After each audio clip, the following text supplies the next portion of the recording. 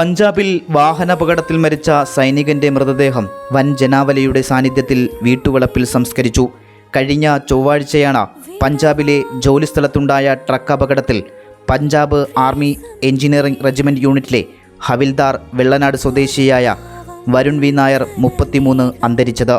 വ്യാഴാഴ്ച വൈകിട്ട് തിരുവനന്തപുരം വിമാനത്താവളത്തിലെത്തിച്ച മൃതദേഹം പാങ്ങോട് മിലിറ്ററി ആശുപത്രിയിൽ സൂക്ഷിച്ച ശേഷം വെള്ളിയാഴ്ച രാവിലെ 11 മണിയോടെ സൈനിക അകമ്പടിയോടെ വിലാപയാത്രയായി വീട്ടിലെത്തി. GTV news, Thiruvananthapuram.